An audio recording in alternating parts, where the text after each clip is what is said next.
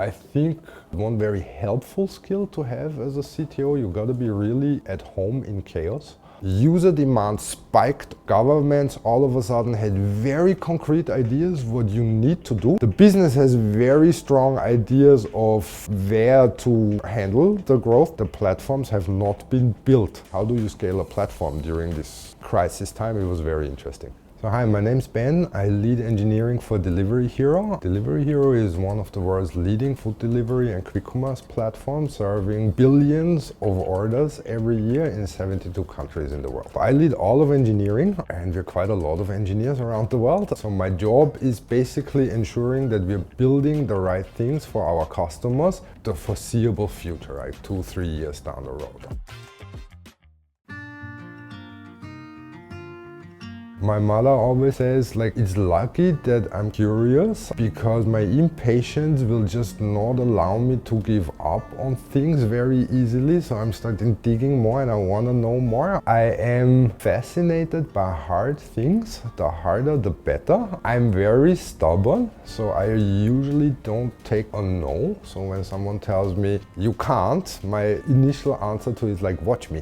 I started as a software engineer as a kid with a very egoistical reasons. I was very into video games. My mother, in her wisdom, decided not to buy me a new video game until I finished the old one. And I was stuck at a certain game. So in order to get myself a new one, I had to figure out how do I beat this game? And that introduced me to the wonderful world of cheat code writing. And that just awoke in me a fascination of building things and making things and breaking things, to be honest. And that never left me. I entered university, I was already on the side working as a programmer. Back then in the day in Austria, you had to start university at the beginning, so they teach you things like Java 101. Man, I'm already working as a software engineer. I really don't want to do Java 101 again because I'm going to be bored. So the first time I quit, then a bit later I tried again and then I flunked out, failing some of the tests that were mandatory to continue. That was the end of my university. Not very successful. So I was working freelancing on the side, and that was a great life because there were not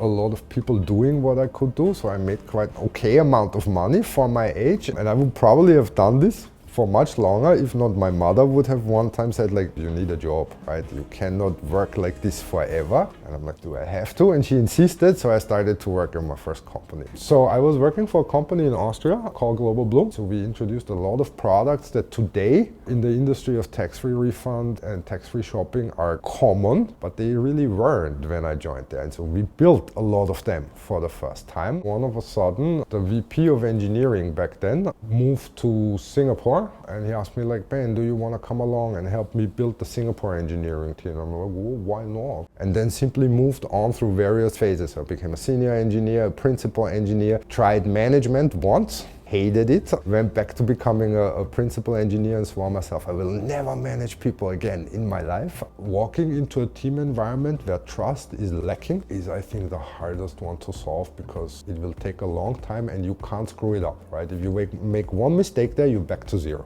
I learned there that if you want to have a team successful, you really need to focus on yourself, how you are as the leader of this team, because your team will never do what you say, but always do what you do, right? So they will always follow your behavior, and what you see is acceptable or good, or what the kind of role model that you are as a leader, you will see that in the culture of your team. Most of the times positive lessons, sometimes you learn that the hard way, but then I gave it a couple of another try a couple of years later, and then I've never looked back. And then I just moved from role to role and from company to company, leading bigger engineering teams, always very focused on building products for end consumers and end users. I really enjoy building at scale. What got me into Foodpanda is I really like to build consumer products that are on a global scale, on a multi-country scale, and that are simply on the phone of everyone around you. From the outside, you say how hard can food delivery be? You open the app, you press a button and you get food delivered. People think it's simple. It is really not. The amount of steps, the number of steps that you need to execute near perfectly as a business and as a tech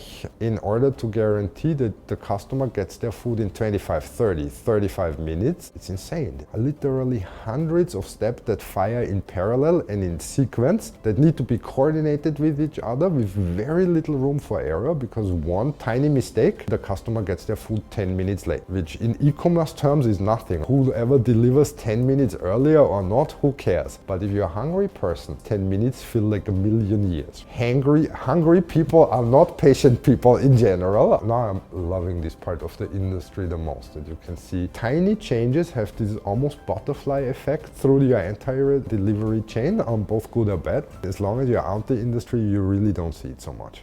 Delivery Hero owns Foodpanda, so technically I've been always working for Delivery Hero since day one in Foodpanda. And my boss approached me one day, would you want to have a conversation about becoming my successor, right? Then I met the Delivery Hero CEO. I started to see this really as something that I would even enjoy more than my current Foodpanda role. So I went through the internal interviewing process and became quasi the natural successor to the Delivery Hero CTO. We experimented with a new way of deploying software and managed to basically undeploy parts of our infrastructure, causing a significant incident. I have this great example. It was a couple of years ago. One of my engineering team had this great idea of what they want to build to improve their search result. They built the perfect solution and they rolled it out to the customers, and they hated it. They hated it with the passion of 1,000 suns, and they let us know. Our customer service was like swamped with requests like, why are you doing this? You've ruined the app experience and so on. This happens, you have two ways of reacting. You can be really depressed and say, oh my God, we screwed something up, we made a mistake and the world is ending. Or you take this as a learning opportunity and say, okay, we went into this feature thinking we're gonna build something that our customers love. Now we've built something that our customers truly hate. So while the product that we've built may not have fit this, the end result was still a great one, because now we know more about our customers, and in the next iteration of the product, repeat our process and build a better product at the end of it. I learned there that in hyper-growth and hyperscale environments, it's very easy to forget that people that are new to this don't have the entire history of what happened before. There's people coming in and they don't understand the entire history of a decision you've taken 3 years ago that puts you in the spot where you are today. So you need to constantly repeat not only the history, but also where we are going, so that people stay aligned, that people stay focused on what matters, that people understand, quite frankly, also why their job is important. So you need to over-communicate a lot, and every leader that I know, including myself, thinks they're way over-communicating, but in reality are under-communicating a lot. So that's one. The second one is that the mindset of the engineering team also needs adoption, as incident times need to become shorter, stability numbers need to go up, mobile app quality needs to be driven up, because at huge scales of millions and millions of daily users, like even 0.01%, like it's a lot of people that you affect, right? And sometimes, especially engineers that are a bit longer in the organization, they need a gentle reminder of that mind switch, not because they don't care, but simply they forget how big you become, and that's why this over-communicating becomes really important. I think one very helpful skill to have as a CTO, you gotta be really at home in chaos, because you will have a lot of random things popping up. Position of a food delivery company on the outset of COVID was an interesting one, because user demand spiked overnight. Governments all of a sudden had very concrete ideas what you need to do and what you have to do to provide for the society and what you should do. The business has very strong ideas of where to handle the growth that's come and how to handle the demand, and very likely the platforms have not been built for this growth, right? So what the challenge was multiple at the time. How do we ensure that our platform, which overnight become an essential service for a lot of people, right? People really couldn't go out and needed food, so it becomes from a luxury thing to a really essential service for survival.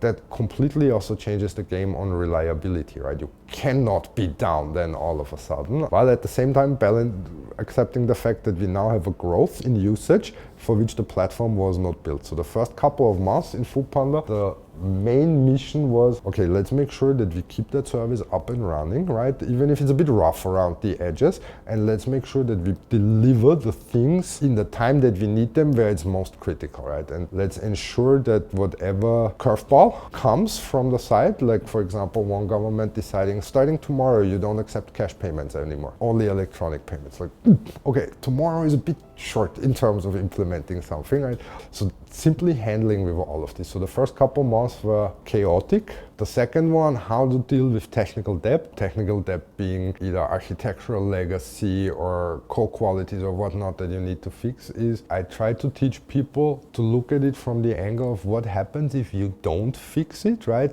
There's the point in time where this impacts your business negatively, under which conditions, and then have an eye-level conversation with your business stakeholder about where should that point be and when is the right time to fix it. The engineers struggle with quantifying this a little bit, which makes it hard then, because then you get into this discussion, oh, it's technical debt, but is it really important? Can we fix it maybe next quarter? And by having this continuous discussion about when in time this particularly technical debt will become a problem for the organization and for the business result, you take a lot of this vagueness out, right? I think one thing is above everything is, as a software engineer, you need to have an unbelievable laser focus on the experience that you give to your customer, because I fundamentally believe in order to have a successful business, you first need to provide outstanding experience to the customer. No matter what the product is, no matter what the industry is, I don't think you can build a long-lasting, profitable, great